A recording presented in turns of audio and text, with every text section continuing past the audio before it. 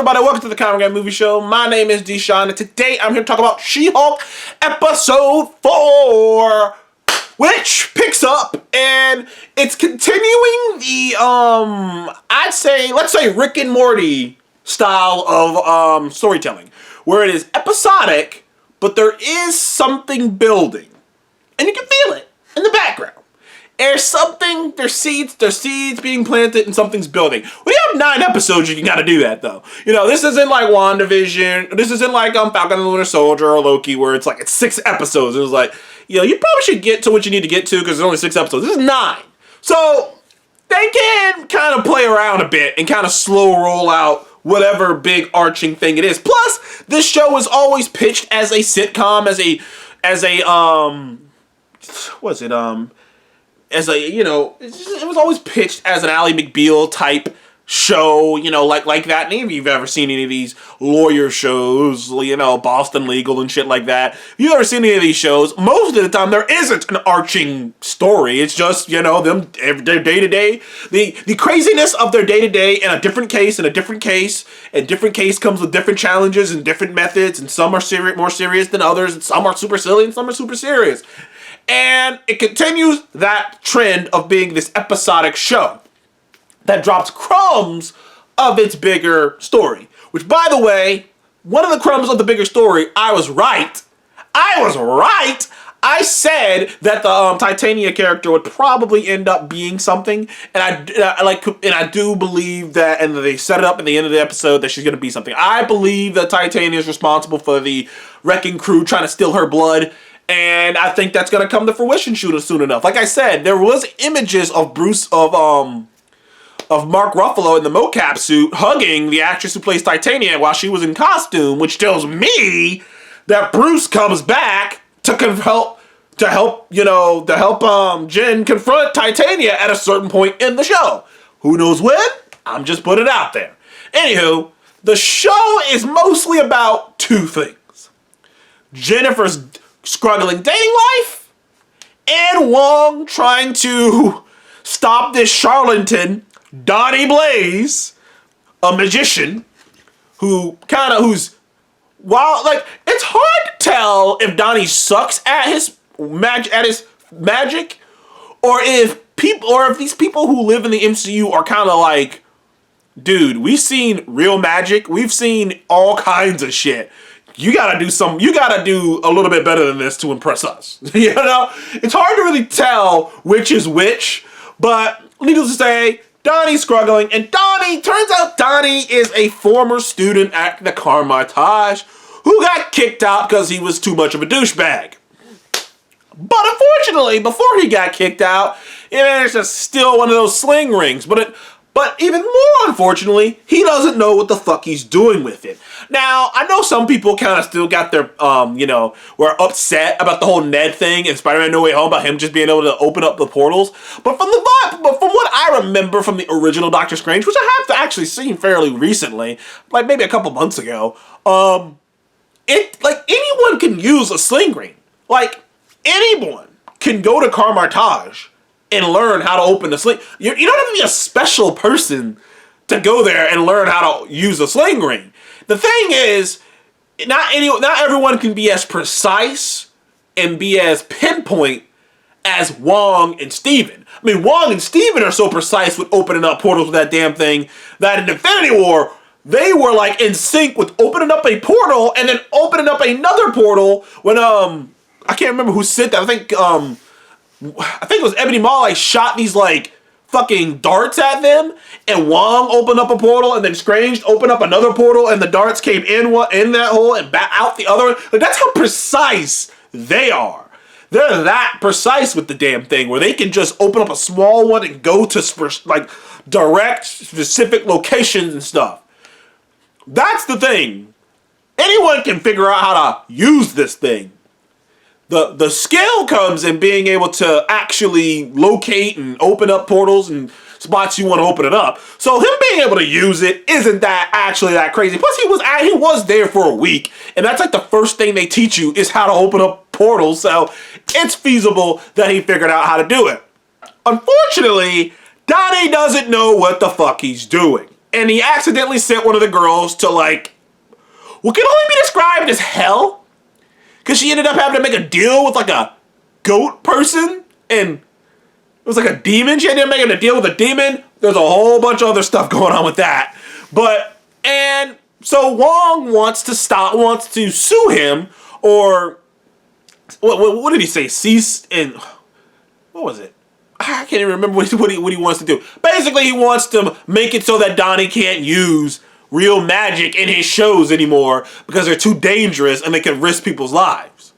So he gets Jen to try to sue him, and like it's not going too hot because it's kind of a joke, playing a joke on the idea of certain things, because certain things and fiction and fantasy are just kind of funny when you kind of like when you spell it out. Like, technically these people are coming here to learn this mystic thing, but there's no waivers. They haven't signed anything. Like, there's no real legal ramification to hold them, for you to be able to legally hold them responsible, because there are no laws written on how to deal with magic and all these different things.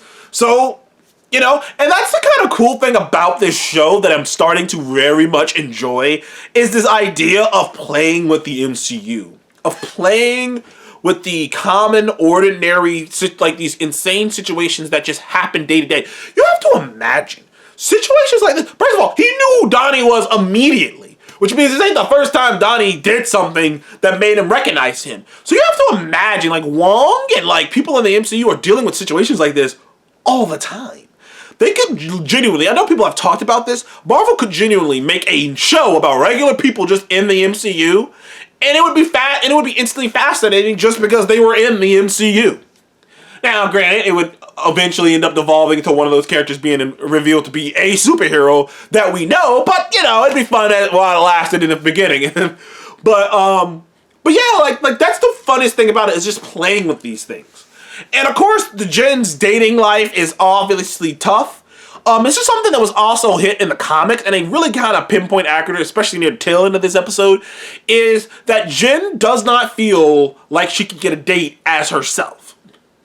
And in fact, she starts to so Jennifer Walters, aka She-Hulk, had a weird thing in the comics, because for a while in the comics, in her original, creation, she was stuck in She-Hulk form. So as a kind of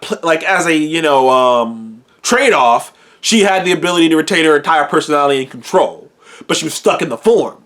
But later, it became she preferred to be in the She-Hulk form because that's the form she sees as herself, because that's the form where she's the most confident, and the form where people like her the most, where men like her the most, where her friends like her the most, where people take her the most seriously.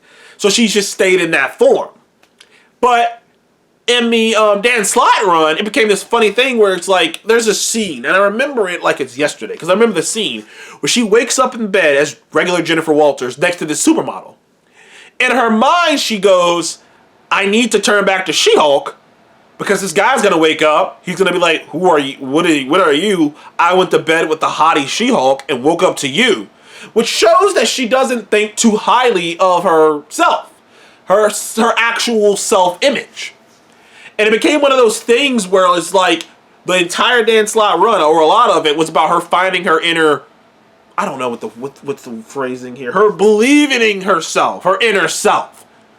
Finding that and believing in her inner self. And it took her a while to get there. And I feel like seeds about that have been planted, especially when she went on these dates and they kind of went bad. One guy wanted to know how much she benched. One guy was just super fan and obsessed with her in a not cool kind of way. But she finally met a pretty decent dude, handsome dude, takes him home. They hook up. She makes him breakfast. It seems like things going to be good. But then he sees her regular Jen form and goes, no, okay.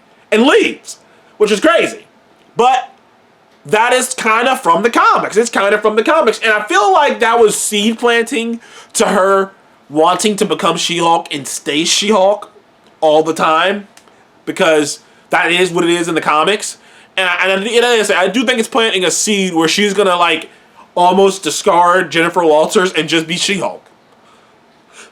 But first, she needs to win this court case against Titania.